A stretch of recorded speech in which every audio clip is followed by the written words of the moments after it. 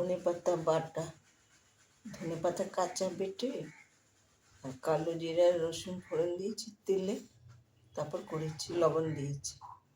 আর দিয়েছি শিম ভাজা, পেঁয়াজ দিয়ে শিম ভাজা, সামান্য একটু ঝাল দিয়েছি, যার ইচ্ছায় দেবেন না ইচ্ছা না দেবেন।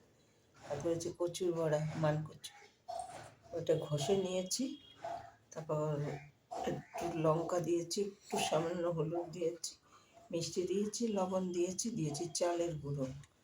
একদম খানিকক্ষণ আগে ভেজে তখন একদম কড়কড় করছে, আমাদের খাচ্ছিল সব নিয়ে, একেবারে কড়কড় করছে ভাজা।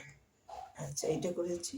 পাঙ্গাস মাছের তেল ঝাল, আলু দিই, মাছটা নুন হলুদ লঙ্কা দিয়ে ভেজেছি। আর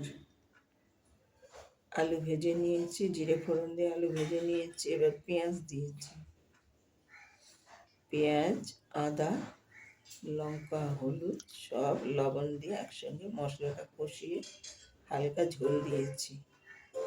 আর যেহেতু তেল ঝাল, সেহেতু ঝাল দিয়েছি একটু বেশি করে, যে যার ইচ্ছা হয় দেবেন, না ইচ্ছা না দেবেন।